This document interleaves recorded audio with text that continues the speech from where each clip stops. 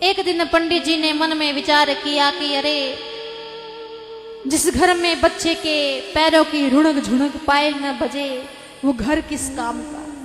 अरे इससे तो अच्छा मैं घर को छोड़ करके चला जाऊं, मर जाऊं, आत्महत्या कर लूं। और पंडित जी चला गया वन में। एक तालाब रे किनारे भूखा प्यासा पड़िया। एक महात्मा जी उधर से जा रहे थे और महात्मा जी ने जैसे ही पंडित जी को देखा तो सोचा कि भाई महात्मा जी, ये जो पंडित जी है बड़े पढ़े लिखे विद्वान लगते हैं पर दुखी है, जान पूछो तो सही कई बात है। और महात्मा जी पंडित जी के पास में गए। पंडित जी से कहा, पंडित जी। पंडित जी ने देखा महात्मा जी, चरणों में प्रणाम किया, महाराज प्रणाम। लेकिन जैसे ही प्रणाम किया पंडित जी ने तो जोर जोर से रोना शुरू कर दिया। महात्मा जी ने कहा, रे पंडित जी क्या हुआ, रो क्यों रहे हो? बोले महाराज मैं मारे दुख रो कारण धोने कहीं बताऊं। मेरे घर में गौ माता है पर वो बांझ है, तुलसी महारानी का बिरवा है, पौधा है पर आए दिन सूख जाता है, और महाराज मेरे खुद के भी कोई संतान नहीं है। अरे महाराज आप तो संत हो, दयालु हो, कृपालु हो, महाराज दया करो, कृपा करो, कैसे भी करके एक बेटा दे दो। और महात्मा जी ने पंडित जी के भाग्य की रेखा देखी, मस्तक की रेखा देखी और कहा, पंडित जी सत्म जन्मो पुत्र सुख नहीं बदती, नहीं बदती। 7 जन्म तक तुम्हें पुत्र सुख नहीं है, नहीं है, नहीं है। पंडित जी कहो, महाराज थे मारे दुख ने कम तो कई करियो थे तो हाथ गुना बढ़ा दियो। अरे महाराज मैं तो इन जन्म में दुखी हो, पर एक आस ही कि अब नहीं तो अब बेटो होई, अब नहीं तो अब बेटो होई। पर बाप जी थे तो कह दियो कि हाथ जन्मी घोर अंधेर होए।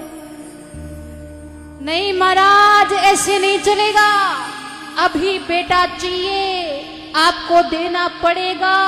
और यदि आपने मुझे बेटा नहीं दिया तो आपकी आंखों के सामने मैं इस तालाब में डूब के मर जाऊंगा। पाप धोने लगेला, देख लो। महाराज देखियो रे, ए राम राम गले पड़ गया, अब कहीं करा। पर संत हृदय नवनीत समाना, संत का हृदय मक्खन से भी कोमल होता है। महाराज को दया आ गई, अपनी झोली में से एक फल निकाला और कहा, लो पंडित जी आप इस फल को ले जाओ और अपने हाथ से अपनी पत्नी को यह फल खिलाना, आपके घर में जरूर बेटा होगा। पंडित जी नाचने लगे, वाह महाराज वाह, थे तो थे ही हो, न्याल कर दिया। अब दौड़ता दौड़ता गया घरे, धुंधुली के हाथ में फल दिया, ले देवी इस फल को पकड़ और इसको खा ले, महाराज ने दिया है, ये नियम है, इसको खाने से अपने घर में पुत्र होगा। इतना कहा और इतनी देर में पंडित जी के कोई जरूरी काम आ गया और वो फल तो धुंधुली के हाथ में दिया, बता दिया और घर से रवाना हो गए। परमात्मा जी ने क्या कहा था, अपने हाथ से अपनी पत्नी को ये फल खिलाना तो आपके घर में बेटा होगा। और पंडित जी ने हाथ से खिलाया नहीं, बस हाथ में दिया, बात बताई घरों रवाना। पर वो तो धुंधुली थी। फल हाथ में आया, उल्टे सीधे मन में विचार आने लगे, पता नहीं कैसा फल है महाराज ने दिया है, खाऊं ना खाऊं, खाऊं ना खाऊं। फल हाथ में है और खुद असमंजस में है। धुंधुली की बहन आई, अरे बहन क्या बात है, क्या सोच रही है? अरे बहन ये फल महाराज ने दिया है और मैं नहीं खाना चाहती, कहा है कि इसको खाने से मेरे घर में पुत्र होगा, पर मैं नहीं खाना चाहती। धुंधुली की बहन ने कहा, अच्छा तू नहीं खाना चाहती, मत खा, छोड़ दे।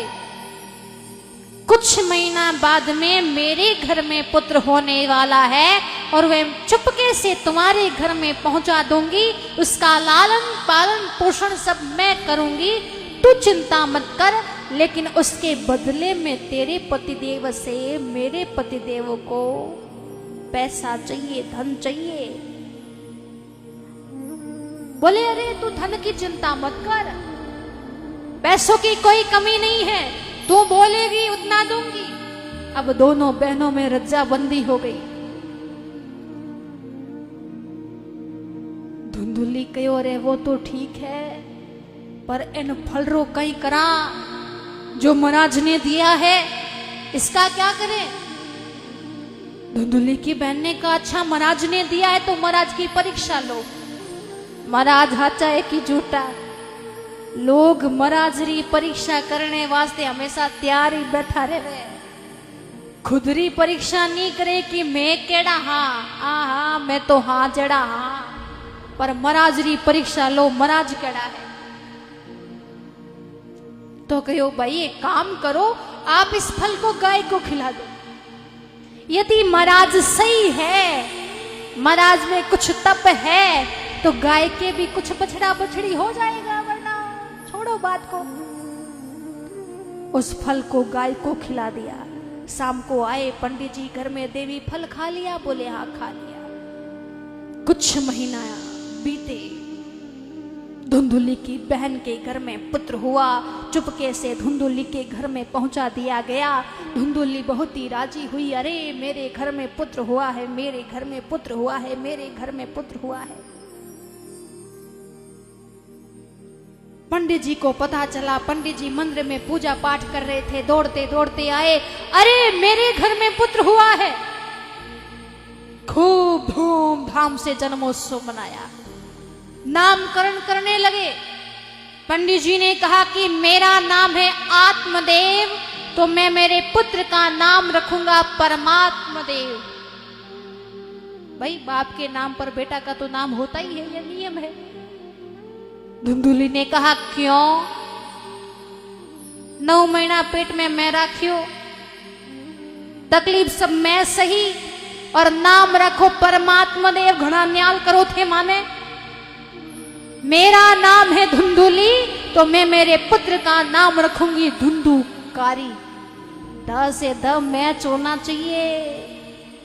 अब माँ का तो नाम है धुंधुली और आपने पुत्र का नाम रखा धुंधुकारी। धुंधुकारी के जन्म के ठीक 3 महीना बाद में उस गाय के भी एक लड़का हुआ। अब देखो, गाय के होना तो चाहिए था बछड़ा, पर हुआ लड़का। क्यों? क्योंकि उसके शरीर की जो आकृति थी संपूर्ण मनुष्य के जैसी थी, लेकिन 2 कान वो गाय के जैसे थे। तो पंडित जी ने उसका नाम रखा गोकर्ण, यानी गाय के कान वाला गोकर्ण। अब गोकर्ण जी और धुंधुकारी दोनों धीरे धीरे बड़े हो रहे हैं। गोकर्णो धुंधुकारी, गोकर्णो पंडितो महाज्ञानी, धुंधुकारी महाखल। पंडित जी तो विद्वान, गोकर्ण जी विद्वान और धुंधुकारी महाखल। धुंधुकारी बड़ा हुआ, ताश के पत्तों से खेलने लगा, और बड़ा हुआ, जुआ खेलने लगा, जुए में धन हारने लगा। माँ के पास में आता, माँ धन दे। 2-4 बार तो माँ ने भी दे दिया, पर हर बार आता, माँ धन दे, पैसा दे। माँ ने कहा कि नहीं बेटा अब नहीं दूंगी, तो जबरदस्ती तिजोरी की चाबी छीन ली और जो कुछ भी धन था वो सारा का सारा जुए में लगा दिया। तिजोरी खाली, घर में कुछ नहीं रहा, चोरी करने लगा। चोरी में 2-4 बार पकड़ा गया, पीना शुरू कर दिया। ब्राह्मण का पुत्र युवा धुंधुकारी रात्रि के 2-2 बजे घर में आता है और घर में आकर के शराब का पान करता है। और ये स्थिति जब आत्मदेव ब्राह्मण ने देखी तो बहुत दुख हुआ। कहा, अरे बेटा स्वर्ग जैसा घर था मेरा, तूने नरक का अड्डा बना दिया। ये क्या लक्षण है तेरे? तो आंख दिखा करके पिताजी को बोला, चुप रहो, बूढ़े हो गए हो, अपनी औकात में रहो, हम युवा हैं, हमने कह दिया ना वैसा ही होगा, अपना काम करो। साठी ने बुद्धि नाटी, अक्कल वक्कल तो कुछ है नहीं आगे ज्ञान देने के लिए। जैसे ही ये शब्द सुने पंडित जी को दुख हुआ।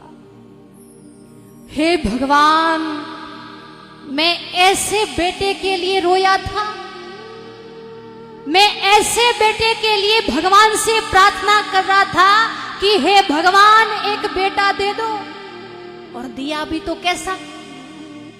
अरे इससे तो अच्छा मैं बिना पुत्र का ही ठीक था, मौज में था।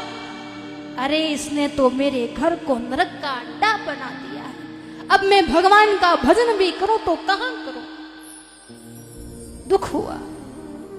रात्रि के समय में गोकर्ण जी महाराज आए, पंडित जी को समझाया, ज्ञान दिया, तो रात्रि के समय में सब कुछ छोड़ छाड़ करके वन में चले गए और भागवत जी के 10वें स्कंद का बार बार पाठ करके भगवान के धाम में चले गए। बोले भागवत महापुराण की।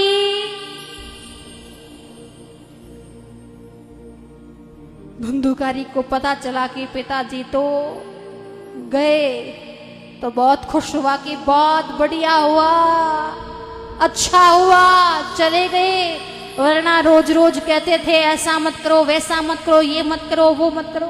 गया परा तो नेचो हो, पापो कटियो।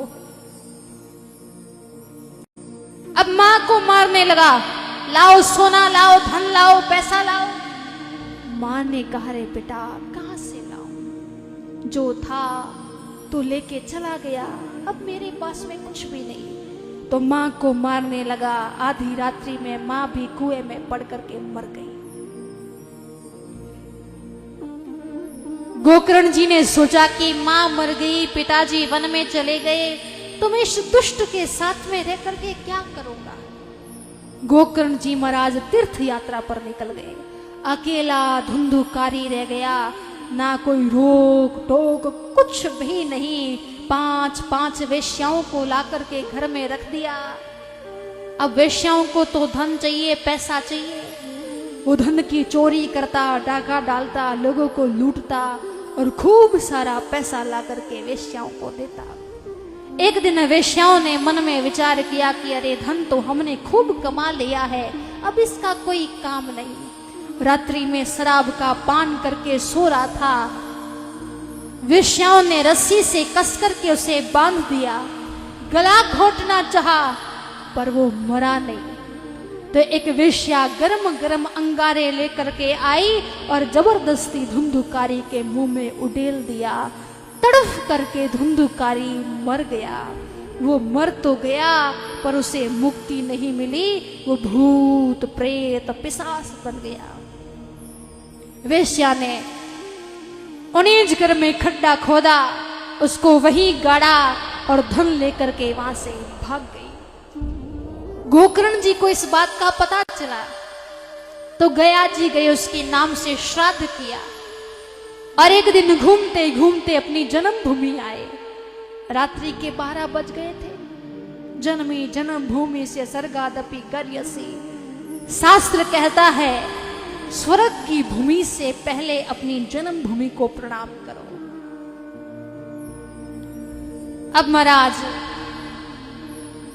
गोकर्ण जी ने सोचा कि भाई रात्रि का समय है, सब लोग सो गए हैं, क्यों लोगों की नींद को मैं खराब करूं। पंडित जी का अपना घर है ना, रात्रि को वहां रुक जाऊंगा और सवेरे में लोगों से मिल लूंगा। घर के अंदर गए। घर एकदम सोना पड़ा था। आसन बिछाया, समाधि लगाई।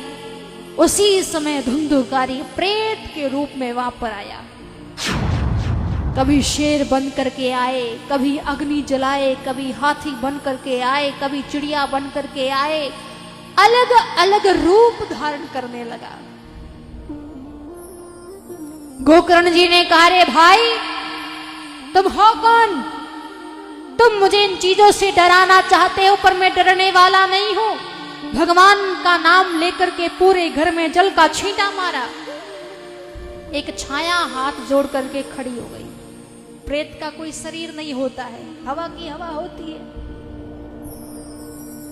बोला, मैं आपका भाई धुंधुकारी हूं। गोकर्ण जी ने कहा, रे राम राम राम राम राम राम, अभी भी तुम प्रेत बने पड़े हो? अरे भाई, मैं गया जी गया तेरे नाम से श्राद्ध किया, फिर भी मुक्ति नहीं मिली।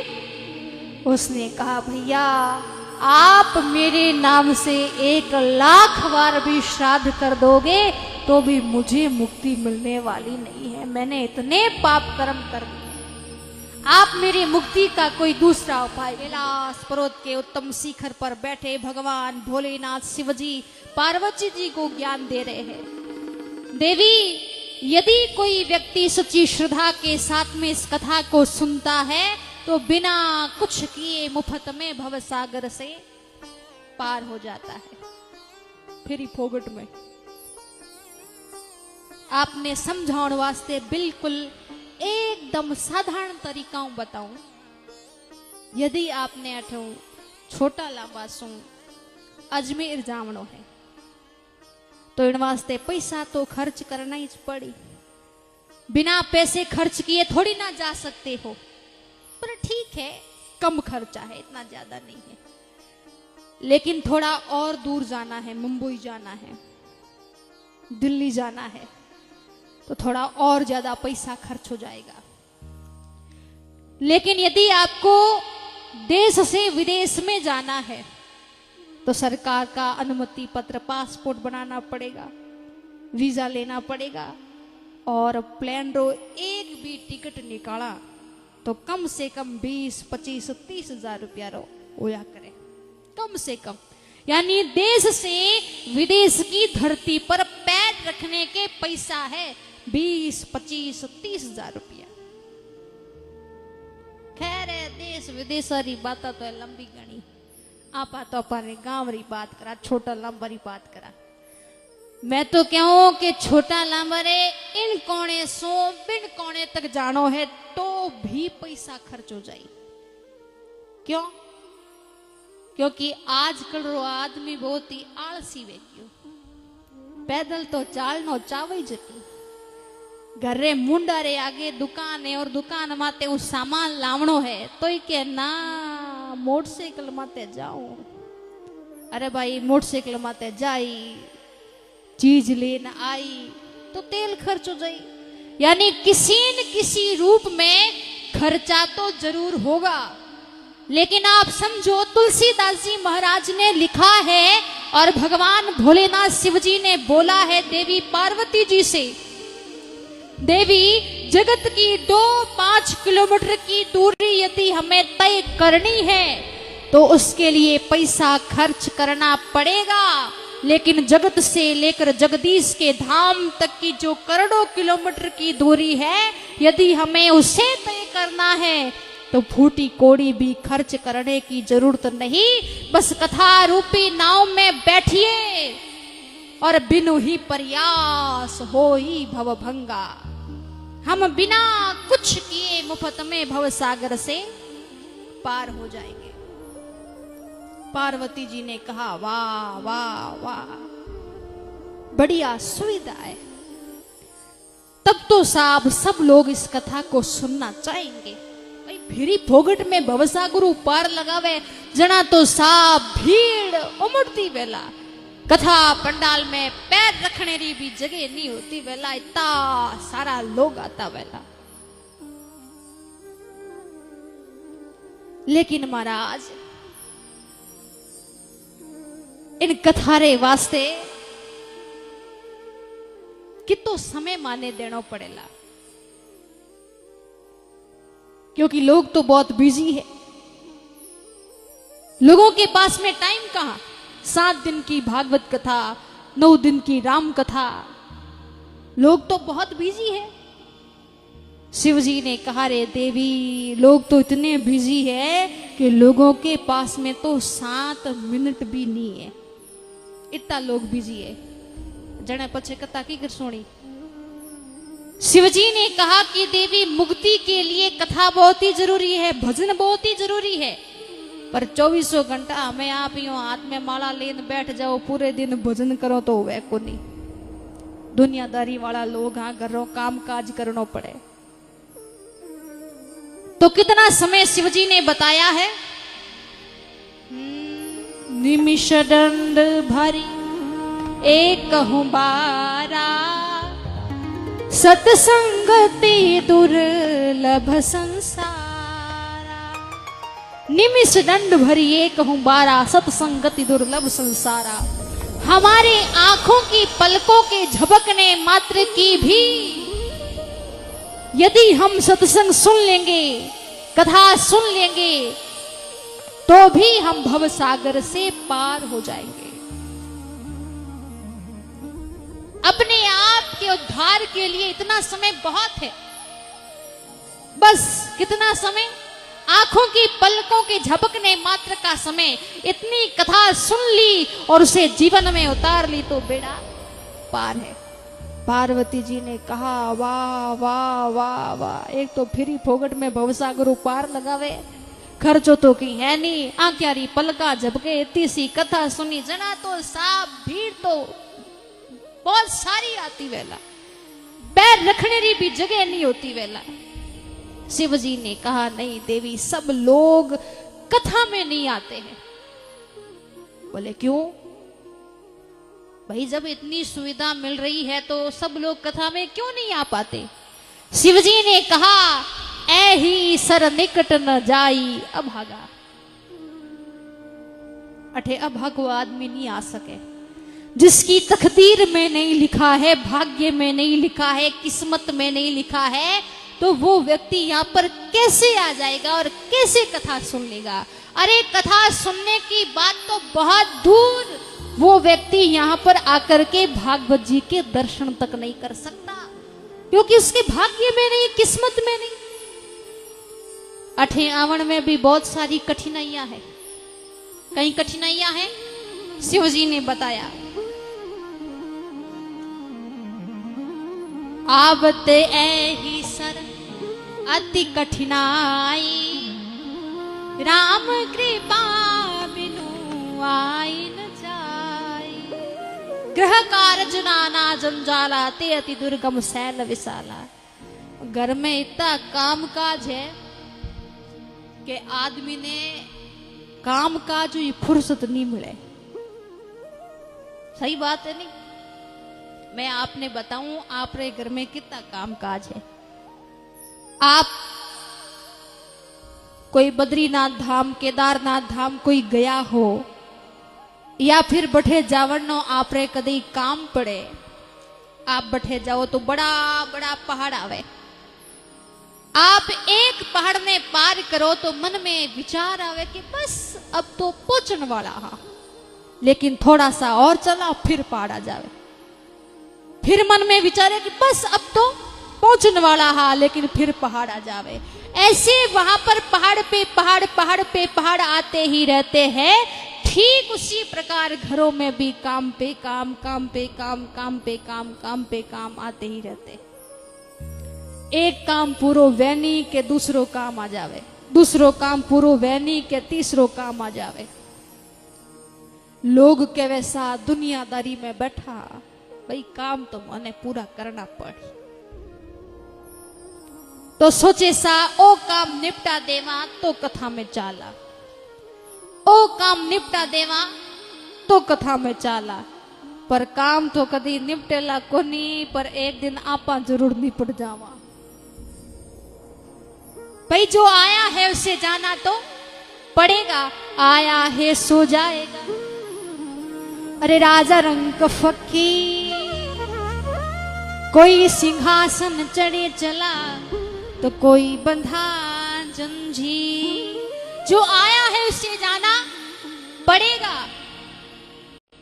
कई लोग कह वैसा आज तो कथा शुरू हुई है, आज नहीं काल कथा में चाला, आज नहीं काल कथा में चाला। काल काल काल काल करते काल ही आ जावे। न कठी आनो वे न कठी जानो वे, बठी बैठा रहे वे। कामकाज के अलावा भी बहुत सारी कठिनाइयां हैं। क्या कठिनाइयां हैं? आपने देखा कि भाई इस कथा को चलते चलते 2 दिन हो गए, कथा में नहीं जा पाए, आज हमें कैसे भी करके कथा में जाना है। ऐसा विचार करके आप घर से बाहर निकले, दरवाजा के लॉक लगाया। जैसे ताला लगाया, उन्हीं वक्त कोई न कोई मेहमान आ जाए। कैसा राम राम सा मैं ही आया हो थे के और थाने आवन रही आई जी टाइम मिली, मैं तो कथा में जवान मेहमान आया। मेहमान कैसा, ओ थे कथा में जाओ। किसकी कथा है? आप बोलोगे भागवत की कथा है। अच्छा, कितने दिन कथा है? आप बोलोगे 7 दिन महाराज भागवत की कथा बांचेंगे, तो हम तो कथा में जा रहे हैं। मेहमान कैसा, बस महाराज तो 7 दिन अठे ही है, मैं तो 2 घंटा रे बाद में वापिस जावा थे महाराज री कथा में, कल ही जा पड़ी जो, आज जावनो कोई थोड़े जरूरी को नहीं। मेहमानों रोक लेवे, आप नहीं आ पाया कथा में। आपने मन में विचार किया कि भाई 3 दिन हो गए कथा में नहीं जा पाए, आज कैसे भी करके कथा में जाना है। ऐसा विचार करके घर से बाहर निकले, 100-50 कदम चले, कोई न कोई पड़ोसी मिल जाएगा। पूछ ले कठे जाओ सा। आपके ओसा अपने गांव में भगवान री कथा चले ने, राम कथा, कृष्ण कथा, भागवत री कथा, मैं तो सा भगवान री कथा में जावा। तो पड़ोसी और ही भिड़ाई, वो गई की गोनी कथा में के नहीं। राम कथा में राम और रावण री लड़ाई है, कृष्ण कथा में कृष्ण और कंस री लड़ाई है। अरे बातों थोड़े घर में ही घनी वे है, तो कथा में जान कई देखो, घरे जाओ नहीं। तो पड़ोसी और रोक लेवे, नहीं आ पाया कथा में। तो कितने सारे संकट हैं कि हम कथा में नहीं आ पाते, हम उसका आनंद नहीं ले पाते।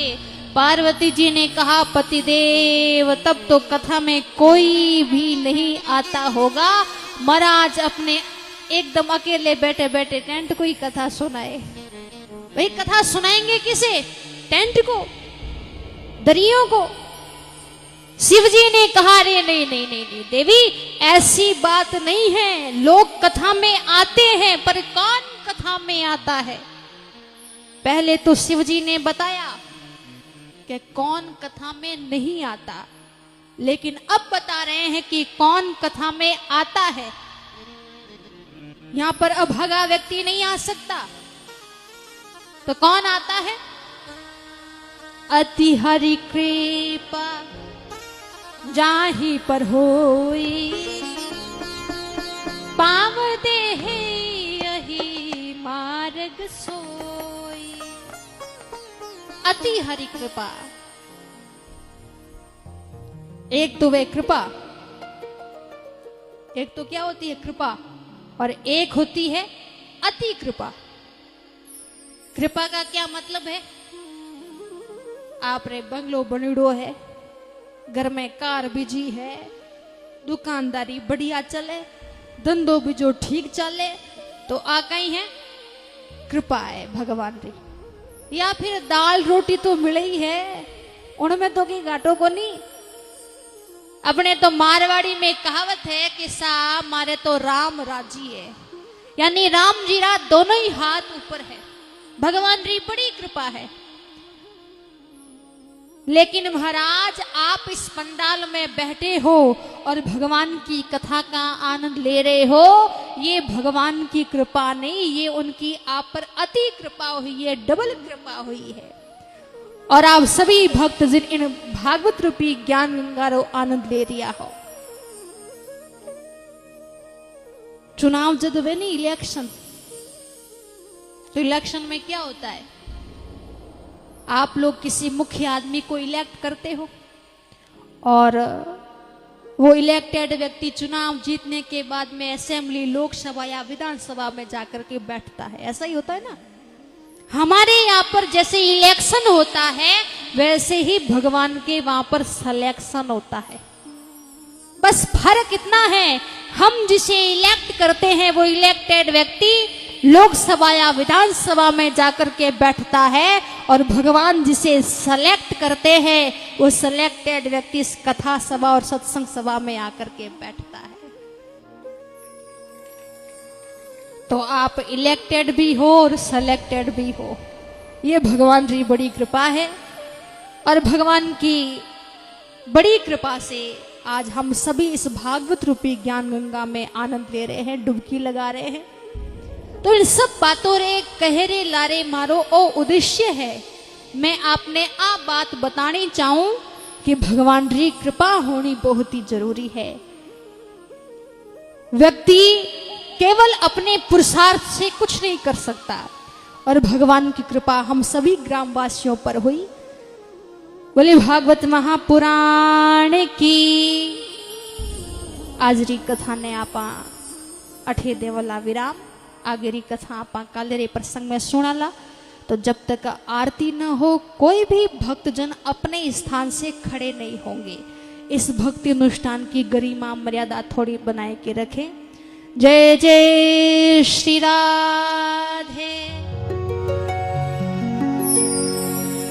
राम ने सुमिर ले भाई, हरि ने सुमिर ले। राम ने सुमिर ले भाई, हरि ने सुमिर ले। हरि उमर रात न दौड़ा दौड़ा, जावे मारा भाईरा, जावे मारा साथीरा। राम ने सुमिर लो रे। ए सुमर ले प्यारा, हरि ने सुमर ले रे।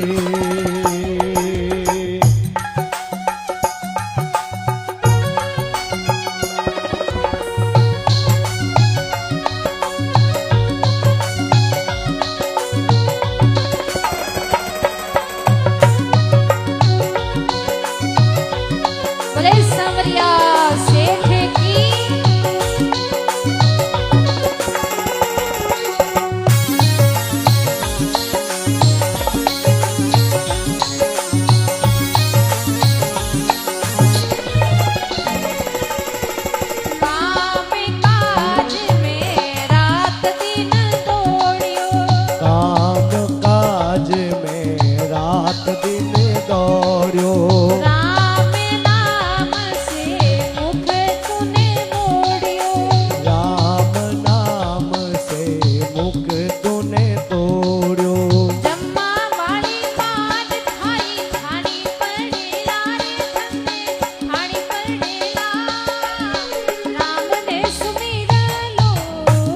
ए सुमर ले प्यारा, हरि ने सुमर ले रे।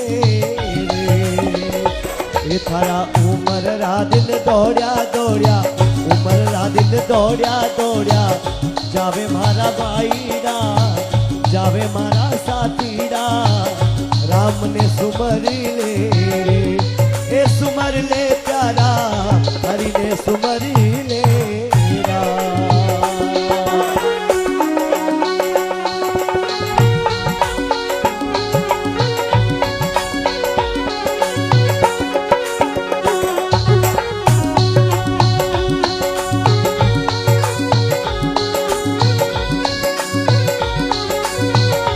जय हो।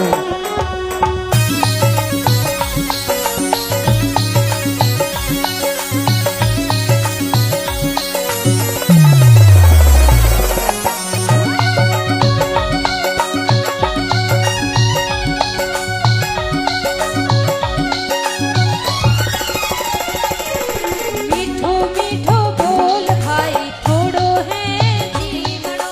मीठो मीठो बोल भाई थोड़ो है जीवनो। थोड़ा सा जीवन में जहर नहीं घोलनो। ये थोड़ा सा जीवन माई जहर नहीं घोलनो। निंदा चुगलियां में बिने जावे, मारा भाई बिने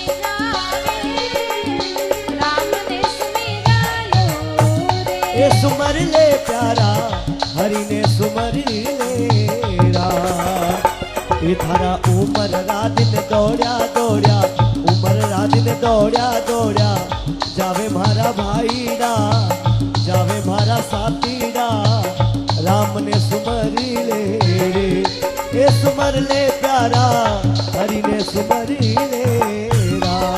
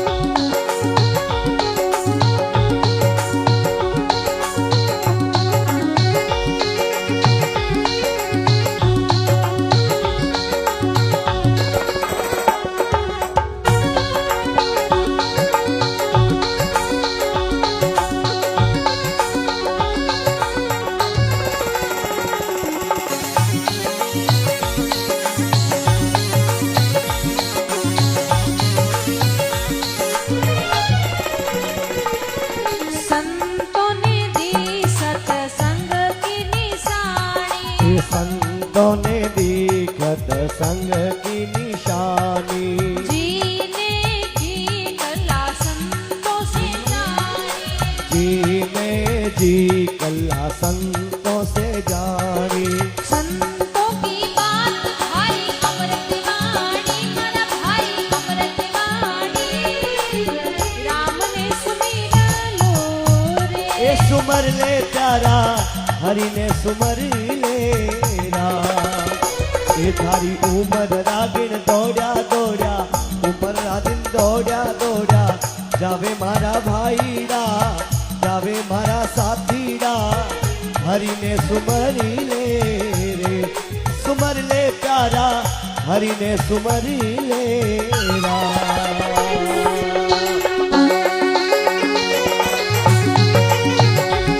बोले तेजाजी महाराज की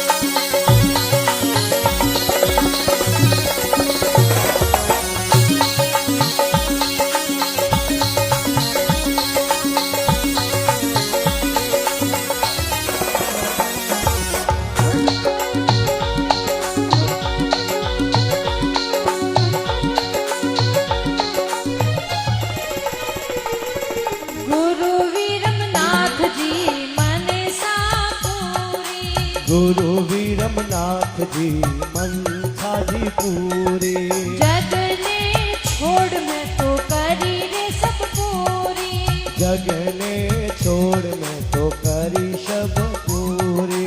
कहे प्रेम पैसा गुरु ने बलिहारी मन गुरु ने बलिहारी राम ने सुमिरा लो रे। ए सुमर ले प्यारा हरि ने सुमरी ले रे।